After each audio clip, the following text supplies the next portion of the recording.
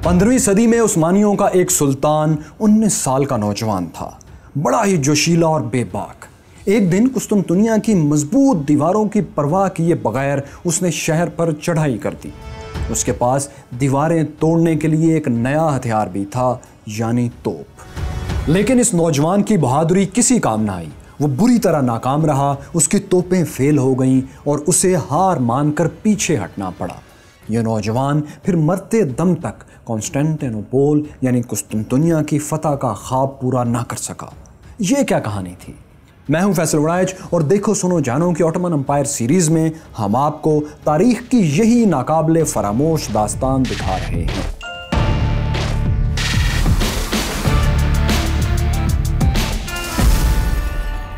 क्या आपको मालूम है कि कुस्तुनतुनिया की दीवारों पर बम बरसाने वाला पहला नौजवान कौन था? ये था सुल्तान मुराद सानी, जो 1421 में सल्तनत उस्मानिया के तख्त पर बैठा और अगले ही बरस उसने कुस्तुनतुनिया का मुहासरा कर लिया। उसके पास अपने दौर का जदीद तरीन हथियार यानी तोपें भी थीं। उसकी तोपों ने जर्मन माहिरीन की निगरानी में कुस्तुनतुनिया की दीवारों पर बेतहाशा गोले बरसाए। इसका अंदाज़ा यूं कीजिए कि सिर्फ एक टावर पर 70 गोले गिरे। लेकिन मसला ये हुआ कि सुल्तान के अपने भाई मुस्तफ़ा ने, जो कि हमीद के इलाके का गवर्नर था, रूमी शहनशाह के इशारे पर बगावत कर दी। मुराद सानी को मजबूरन कुस्तुनतुनिया का मुहासरा ख़त्म करके अपने भाई से जंग करना पड़ी।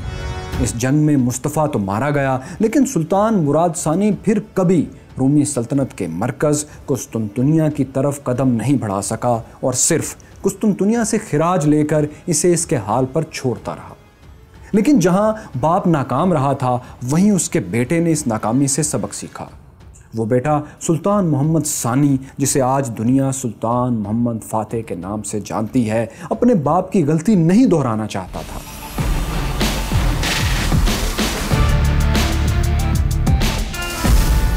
उसने अपने बाप की नाकामी से जो सबक सीखा वो ये था कि अगर कुस्तुनतुनिया फतह करना है तो पहले अपनी रियासत में मुकम्मल अमन ज़रूरी है, चाहे इसकी कीमत कुछ भी अदा करनी पड़े।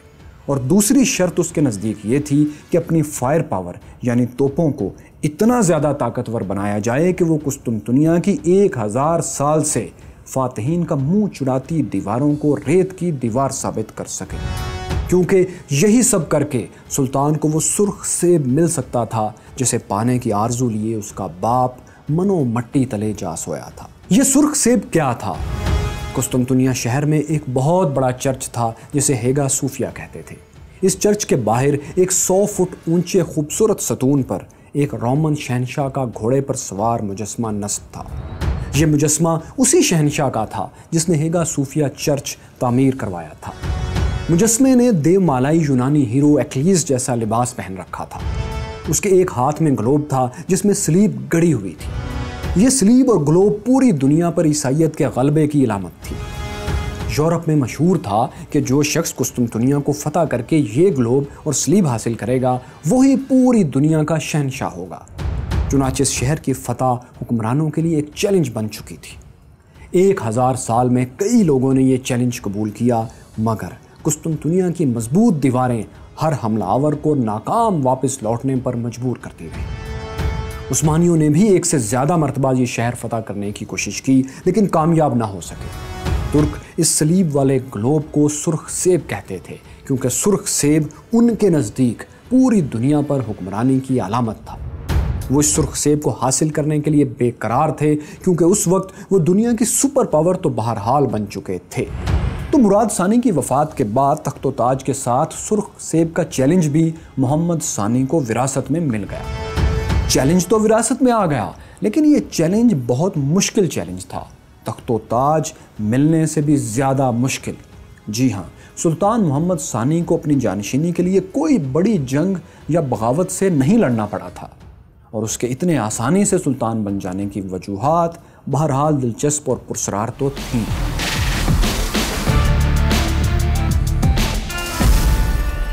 सबसे पहले तो ये देखें कि उसकी जानशीनी में उसके मुकाबले पर कौन कौन था।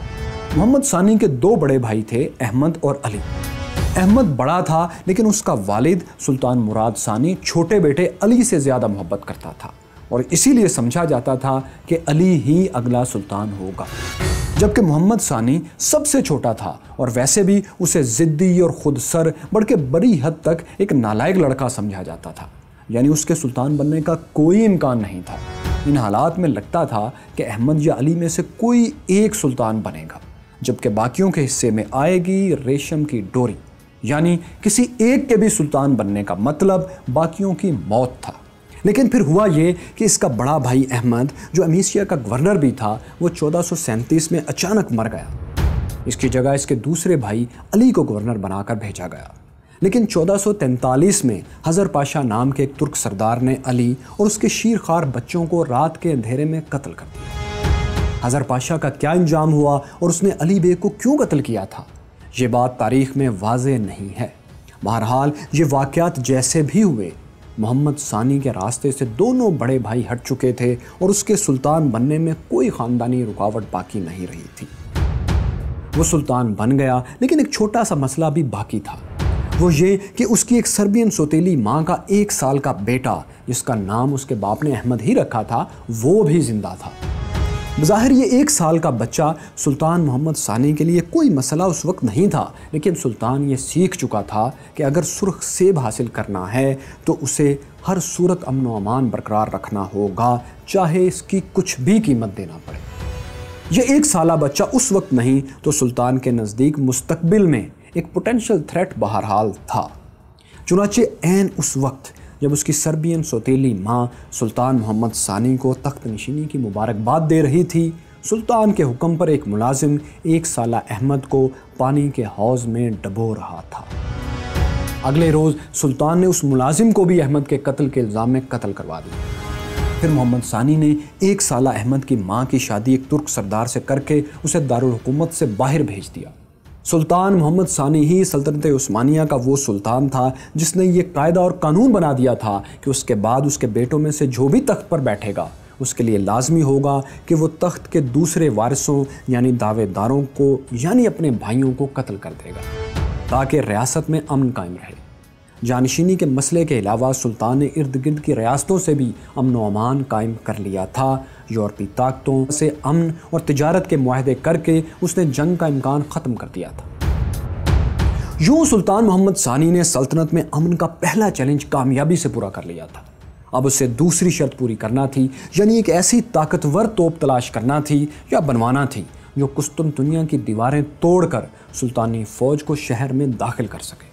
15ویں صدی کے شروع میں جو توپیں بن رہی تھیں ان میں ایک مسئلہ تھا کہ ان کے گولے تارکول، سالٹ پیٹر اور سلفر سے تیار کیے جاتے تھے۔ ان ساری چیزوں کو میدان جنگ ہی میں مکس کر کے توپ میں بھرا جاتا تھا، اور جب فائر کیا جاتا تو یہ گولہ ٹارگٹ پر گرنے کے بعد دھماکے سے نہیں پھٹتا تھا، آہستہ آہستہ جلتا رہتا تھا، جس کی وجہ سے ٹارگٹ کو زیادہ نقصان بھی نہیں پہنچتا تھا۔ یہی وجہ ہے کہ سلطان ایک نئی اور بہتر توپ چاہتا تھا۔ اس کی خوش قسمتی تھی کہ ان دنوں اس کے باپ کے دور کے برعکس گولوں کی ٹیکنالوجی پہلے سے کافی بہتر ہو چکی تھی۔ یہ گولے گرتے یا دیوار سے ٹکراتے ہی دھماکے سے پھٹ جاتے تھے، جس سے ٹارگٹ کو بہت زیادہ نقصان پہنچتا تھا۔ گولوں کے ساتھ توپیں بھی اپ ڈیٹ ہو گئی تھیں۔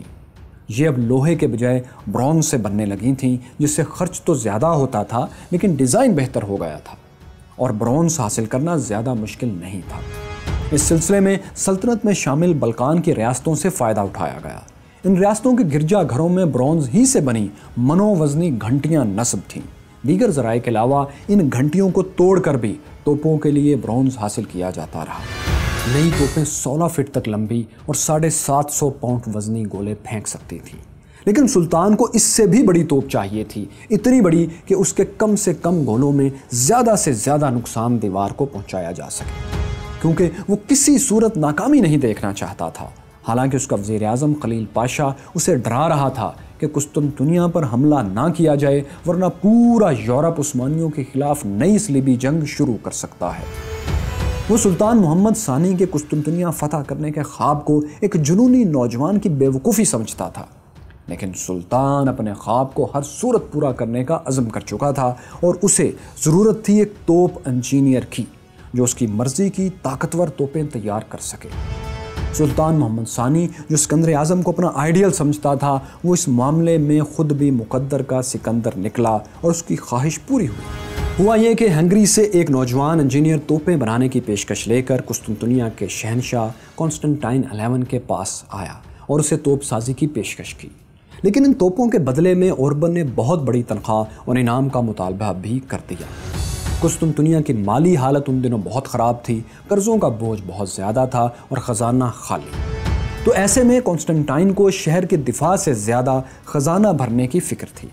ویسے بھی وہ عثمانیوں کے نوجوان سلطان کو کوئی خاص خطرہ نہیں سمجھتا تھا، بلکہ محمد ثانی کے حکمران بننے پر تو قسطنطنیہ سے لے کر فرانس تک یورپی حکمرانوں نے ایک دوسرے کو مبارکبادیں دی تھیں کہ عالمی طاقت کے تخت پر ایک کمزور سلطان آن بیٹھا ہے۔ کانسٹنٹائن 11 چونکہ عثمانیوں سے کوئی فوری خطرہ محسوس نہیں کر رہا تھا، اس لیے اس نے ہنگیرین توپ انجینئر اوربن کو ٹال دیا اور محض بہلاوے کے لیے اس کی تھوڑی سی تنخواہ مقرر کر دی تاکہ اتنا ماہر انجینئر کہیں اور نہ چلا جائے۔ لیکن باصلاحیت اوربن مطمئن نہیں ہوا، کیونکہ ایک تو تنخواہ اس کی صلاحیت سے بہت کم تھی، دوسرے وہ بھی وقت پر نہیں ملتی تھی، تیسرے یہ کہ سرکاری کلرک اس معمولی تنخواہ میں بھی ڈنڈی مارتے تھے۔ چنانچہ اوربن نے وہی کیا جو اس وقت کے زیادہ تر یورپی نوجوان کر رہے تھے، یعنی سلطنت عثمانیہ میں نوکری کا فیصلہ کر لیا۔ اسے چونکہ اپنی صلاحیت کا بہت زیادہ منافع چاہیے تھا، اس لیے وہ سلطان کو ایسی پیشکش کرنا چاہتا تھا کہ سلطان محمد ثانی انکار نہ کر سکے۔ اسے معلوم تھا کہ سلطان قسطنطنیہ کی دیواریں توڑنے کے لیے بے قرار ہے، چنانچہ اس نے شہر کی دیواروں کا اچھی طرح سے جائزہ لیا اور پھر وہاں سے نکل کر 140 میل دور ایڈرن شہر میں سلطان محمد ثانی کے دربار میں پہنچ گیا۔ جب سلطان کو بتایا گیا کہ ہنگری کا ایک انجینئر اوربن توپیں بنانے کی پیشکش لے کر آیا ہے تو سلطان نے اسے فوری طلب کر لیا۔ سلطان خود بھی جنگی ٹیکنالوجی کی بہت زیادہ سمجھ رکھتا تھا، اس لیے اس نے اوربن سے چند ٹیکنیکل سوالات کے بعد سیدھا سوال کیا، کیا تم ایسی توپ بنا سکتے ہو جس سے قسطنطنیہ کی دیواریں گر جائیں اور اس کا گولہ اتنا بڑا ہو؟ سلطان نے ہاتھ کے اشارے سے گولے کا سائز سمجھایا۔ اوربن نے کئی ماہ اسی ایک سوال کی تیاری ہی میں تو گزارے تھے۔ اس نے پرجوش آواز میں کہا، میں نے قسطنطنیہ کی دیواروں کو بہت قریب سے دیکھا ہے، میری توپیں اتنی طاقتور ہوں گی کہ قسطنطنیہ کی دیواریں تو ایک طرف، اگر بابل جیسی عظیم طاقت کی دیواریں بھی راستے میں آئیں تو ملیاں میٹ ہو جائیں گی۔ سلطان کو یہی جواب چاہیے تھا۔ اس نے اوربن کو اس کے منہ مانگے معاوضے سے بھی 4 گنا زیادہ دینے کا وعدہ کیا اور جلد سے جلد توپیں تیار کرنے کا حکم بھی جاری کر دیا۔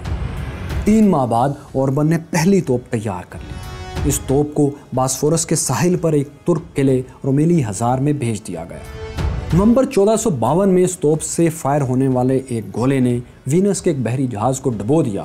یہ جہاز قسطنطنیہ پہنچنے کی کوشش کر رہا تھا۔ وینس کا بحری جہاز ڈبونے سے اوربن کی بنائی توپ کی طاقت ثابت ہو گئی تھی۔ سلطان اوربن سے خوش تھا اور اب اس نے اوربن کو حکم دیا کہ وہ اس کی سوچی ہوئی بڑی گن، ایک سپر گن تیار کرے۔ سپر گن کی تیاری شروع ہو گئی۔ سپر گن کی تیاری کا مرحلہ سب سے دلچسپ تھا۔ اس کے لیے مٹی اور رسیوں کی مدد سے ایک 27 فٹ لمبا سانچہ تیار کیا گیا۔ اوربن نے اینٹوں اور پتھروں سے 2 بڑی بڑی بھٹیاں تیار کیں جنہیں 1000 ڈگری سینٹی گریڈ تک گرم کیا جاتا تھا اور ان کے چاروں طرف تارکول کی ایک پہاڑی سی بنا دی۔ یہ پہاڑی اتنی بلند تھی کہ اوپر سے جھانکنے پر بھٹیوں کا صرف دہانہ ہی نظر آتا تھا، پھر بھی بھٹیوں کی تپش اتنی تھی کہ اوپر کھڑے شخص تک بھی پہنچتی تھی۔ جب اس بھٹی میں لکڑیاں ڈال کر آگ جلائی گئی تو وہاں کام کرنے والے تمام لوگ ایک جگہ جمع ہو کر اللہ اللہ پکارنے لگتے۔ تیاری کے آخری دنوں میں جب بھٹی میں ٹین ڈالا جانا تھا، اس دن سلطنت کے وزیروں، مفتیوں اور شیوخ کو بلایا گیا تاکہ ان کی موجودگی سے برکت رہے۔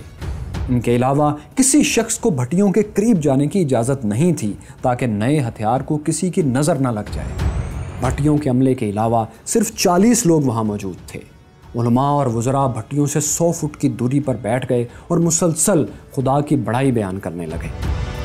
بھٹیوں کے نگرانوں نے وزیروں اور علماء سے کہا کہ وہ صدقے کے طور پر سونے اور چاندی کے سکے بھی بھٹیوں میں ڈال دیں۔ انہوں نے سونے اور چاندی کے سکے دیے جنہیں بھٹی کے اندر جلتے ہوئے مواد میں مکس کر دیا گیا۔ آخر اس بھٹی سے 27 فٹ لمبی کانسی کی توپ تیار ہوئی جس کا دہانہ 30 انچ کا تھا۔ یہ وہی سائز تھا جو سلطان نے اوربن کو بتایا تھا۔ یعنی سلطان کی مرضی کی توپ تیار ہو چکی تھی، اب مرحلہ تھا اسے ٹیسٹ کرنے کا۔ اس توپ کو جنوری 1453 میں ٹیسٹ فائر کے لیے نکالا گیا۔ شہر کے لوگوں کو ایک دن پہلے خبردار کر دیا گیا تھا کہ کل ایک ایسا دھماکہ ہوگا جس سے لگے گا کہ بادل گرج رہے ہیں، اس لیے خبردار رہیں اور پریشان نہ ہوں۔ یہ منادی بھی شہر میں کروائی گئی کہ دھماکے کی آواز سے حاملہ عورتوں کو محفوظ رکھنے کی کوشش کی جائے۔ توپ کو شہر کے گیٹ کے پاس لایا گیا، کئی لوگوں نے مل کر پتھر کا ایک گولا توپ میں فکس کیا، پھر ایک موم بتی کے ذریعے توپ کے پیندے میں موجود بارود کو آگ دکھائی گئی۔ ایک کان پھاڑ دینے والے دھماکے کے ساتھ گولا توپ سے نکلا اور 1 میل دور جا کر گرا۔ گولا گرنے کی جگہ پر 6 فٹ گہرا گڑھا پڑ گیا۔ یہ تجربہ کامیاب رہا تھا، دھماکے کی آواز 10 میل تک سنی گئی تھی۔ سلطان نے اس کامیاب تجربے کی خبریں جان بوجھ کر قسطنطنیہ تک پہنچائیں تاکہ وہاں کے محافظوں اور شہنشاہ کا مورال گر جائے۔ اس تجربے کے بعد بھی اوربن کی بھٹی میں مزید توپیں بنتی رہیں، لیکن بعد میں بننے والی کوئی بھی توپ سپر گن جتنی بڑی نہیں تھی۔ ان کا عمومی سائز 14 فٹ سے کچھ زیادہ ہوتا تھا۔ اوربن نے ایسی 60 سے زائد توپیں بنا ڈالی۔ اب سلطنت میں امن و امان بھی تھا اور توپیں بھی تیار ہو چکی تھیں، یعنی قسطنطنیہ پر حملے کی دونوں شرائط سلطان محمد ثانی کے نزدیک پوری ہو چکی تھیں۔ جنگ میں تاخیر کی کوئی وجہ نہیں تھی، تو سلطان نے یہ کیا کہ ترکوں کے قبائلی رواج کے مطابق گھوڑے کی دم سے بنا ایک پرچم محل کے صحن میں گاڑ دیا۔ یہ اس بات کا اعلان تھا کہ سلطان جنگ شروع کرنے جا رہا ہے۔ پرچم گاڑنے کے ساتھ ہی ساری سلطنت میں قاصد دوڑا دیے گئے اور تمام امیروں کو حکم دیا گیا کہ وہ فوجیں لے کر ایڈرن پہنچیں۔ جنگ کا طریقہ کار یہ تھا کہ ہر امیر کی یہ ذمہ داری تھی کہ وہ زیادہ سے زیادہ سپاہی ساتھ لائے۔ ان سپاہیوں کے ہتھیاروں، زرہ بختر اور سواری کا بندوبست بھی اسی امیر کو کرنا ہوتا تھا۔ یوں دیکھتے ہی دیکھتے 1453 کے موسم بہار تک 2 لاکھ کا لشکر جمع ہو گیا، جس میں 180 بحری جنگی جہازوں کا طاقتور بیڑا بھی شامل تھا۔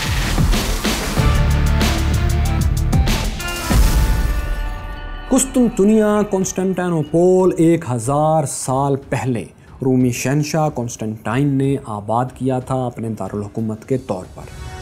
اور تاریخ کی ستم ظریفی دیکھیے کہ جب اس شہر کی دیواروں کو ملیا میٹ کر دینے کے لیے ایک آخری لشکر تیار ہو رہا تھا، اس وقت کے شہنشاہ کا نام بھی کنسٹنٹائن ہی تھا، کنسٹنٹائن 11۔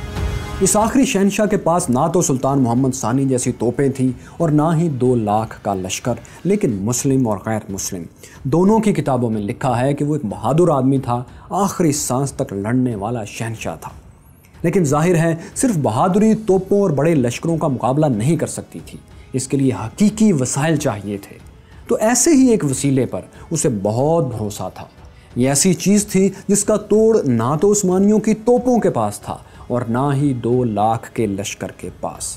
یہ کیا چیز تھی جس پر انتہائی کمزور رومی شہنشاہ کو سب سے زیادہ بھروسہ تھا؟ یہ بات ہم آپ کو ابھی نہیں، اگلی قسط میں دکھائیں گے، لیکن اس دوران آپ ہمیں اپنا اندازہ ضرور کمنٹس میں لکھیں۔ نیچے کمنٹس میں بتائیں کہ کنسٹنٹائن 11 کو کس چیز پر سب سے زیادہ بھروسہ ہو سکتا تھا اور کیوں۔ اور یہ بھی لکھیں کہ اگر آپ ترکی گئے ہیں یا آپ نے وہاں کی تصاویر دیکھی ہیں تو آپ کو سب سے زیادہ انسپائر کیا چیز کرتی ہے۔ ہاں، ویڈیو کے نیچے لائک کے تھم کو ضرور ٹچ کر دیجئے، اور چینل کو سبسکرائب نہیں کیا تو دیکھو سنو جانو کو سبسکرائب کر دیجئے۔